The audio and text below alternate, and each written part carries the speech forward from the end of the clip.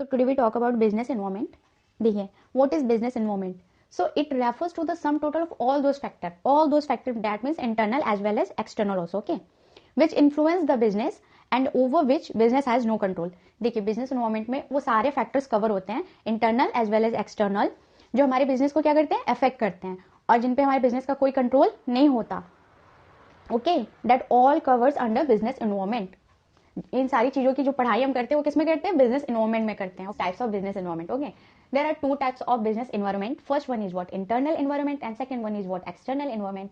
सी, internal environment में क्या आता है, factors present within the business itself and are under control of the business. That means वो सारे फैक्टर्स जो बिजनेस के अंदर ही प्रेजेंट है और उनके कंट्रोल में है. दैट मीन्स कि हमारी ऑर्गेनाइजेशन के कंट्रोल में जो फैक्टर्स हैं, that mean for example production हो गया, लेबर हो गया, ओके, रॉ मटेरियल, सारी चीजें क्या है, हमारे कंट्रोल में है.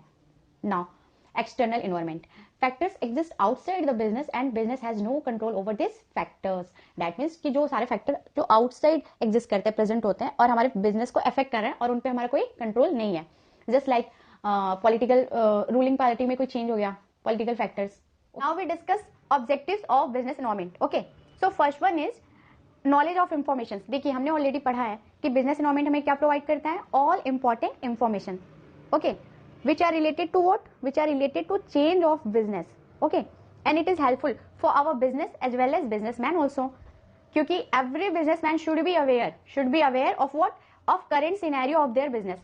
Suppose अगर कोई businessman को current environment की knowledge ही नहीं है, ठीक है, तो वो कैसे जान पाएंगे कि उनका business future में grow करेगा या नहीं. अगर कोई खतरा है उनके business को, तो फिर वो क्या changes adopt करे कि उनका जो future है business का वो better हो सके. Okay, now second topic is basis of decision. See, अभी जस्ट ऊपर हमने क्या पढ़ा, business environment provide all important information, okay, which are useful and which is needed for what, for making good decisions. For example, suppose आपने internal environment का बहुत अच्छे से एनालिसिस कर लिया, ठीक है, कंप्लीट एनालिसिस, तो फिर आप इजीली डिसीजन ले सकते हो. किससे रिलेटेड, प्रोडक्ट से रिलेटेड, ठीक है, प्राइस से रिलेटेड, सेल से रिलेटेड, परचेज से रिलेटेड.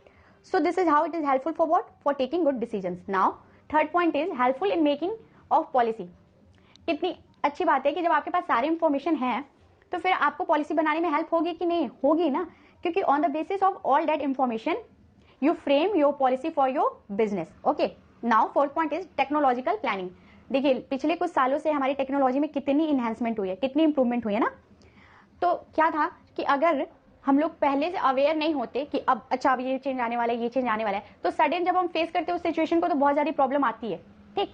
बट बिजनेस एनवायरनमेंट क्या है कि हमें पहले ही अवेयर कर देता है कि ऐसी चेंजेस आने वाली हैं, ठीक है.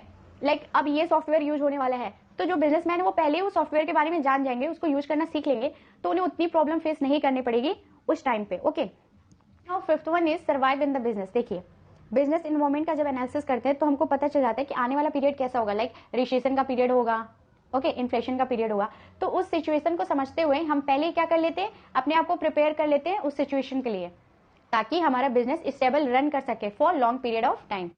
Okay, now we discuss another topic that is called importance of business environment. That means business environment की क्या importance है, ये अब हम discuss करेंगे, ठीक है. So first one is determining opportunities and threat.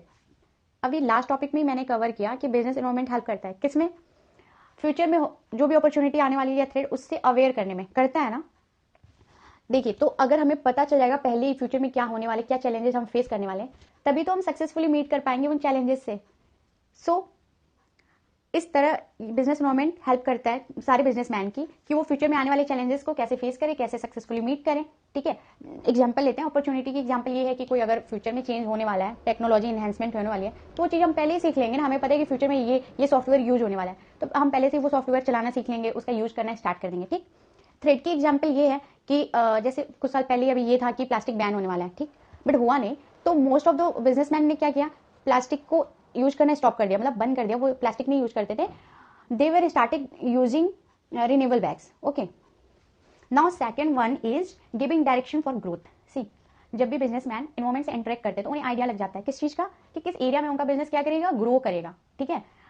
वो कोई भी चीज आइडेंटिफाई कर लेते हैं, like the areas of growth and expansion of their activities. उन्हें पता चल जाता है कि किस एरिया में उनके बिजनेस का ग्रोथ होगा, फिर उसी एरिया में वो अपने बिजनेस, अपनी एक्टिविटीज को क्या करते हैं, एक्सपेंड करते हैं, ठीक है.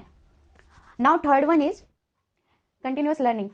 सी, इन्वायरमेंटल एनालिसिस जब भी कोई बिजनेसमैन करते हैं तो वो एक बार तो करते नहीं है, उन्हें हमेशा अपडेट होना पड़ता है, अपने नॉलेज को अपडेट करना पड़ता है, अपने स्किल को अपडेट करना पड़ता है, ठीक है, अपनी अंडरस्टैंडिंग को क्या करना पड़ता है, इंप्रूव करना पड़ता है, तभी तो वो अच्छा प्रेडिक्शन कर सकते हैं, किसके लिए, फ्यूचर के लिए, बिजनेस के फ्यूचर के लिए। तो इन सारी चीजों में जो सबसे ज्यादा होता है वो क्या करते हैं, लर्न करते हैं, हमेशा वो कुछ ना कुछ नया लर्न करते जाते हैं with the help of what, analysis of business environment. ठीक, now fourth point is image building. See, जब भी कोई बिजनेसमैन इन्वायरमेंटल एनालिसिस करते हैं तो फ्यूचर में आने वाले चैलेंजेस से वो अवेयर तो हो ही जाते हैं, तो उसके लिए वो पहले प्लानिंग कर लेते हैं, ठीक है। और जो उस चैलेंजेस को सक्सेसफुली मीट कर लेता है, सबसे पहले जो कंपनी कर लेती है या कोई भी बिजनेसमैन, और उस चेंज, जो नया चेंज आ रहा है उसको पहले अडॉप्ट कर लेते हैं, तो ऑटोमेटिक उनकी जो इमेज है हमारे मार्केट में वो क्या होती है, इंप्रूव हो जाती है। That is how business environment help in image building. Okay, now fifth point is meeting competitor. देखिए बिजनेस इन्वायरमेंट कैसे हेल्प करता है, ये हमारे कंपटीटर की जो भी स्ट्रेटेजीज हैं उनको एनालिसिस करने में हेल्प करता है, ठीक है। फिर उनके स्ट्रेटेजीज के अकॉर्डिंग हमें न्यू स्ट्रेटेजीज फॉर्मुलेट करने में भी हेल्प करता है। So this is how it help for meeting competitor. Now six point is identify firms strength and weakness. बहुत ईजी सी बात है कि जब भी हम बिजनेस इन्वायरमेंट एनालिसिस करते हैं तो हमें खुद ब खुद पता चल जाता है कि हमारी इंडिविजुअल स्ट्रेंथ और वीकनेस क्या है। Like view of technology and global development, हमें पता चल जाता है कि हमारे में क्या कमियां हैं, हमारी कंपनी में, हमारे ऑर्गेनाइजेशन में, हमारे बिजनेस में, और फिर उन्हें हमें कैसे सुधार करना है। ठीक, so this all is what importance of business environment. Hope you understand. Thank you.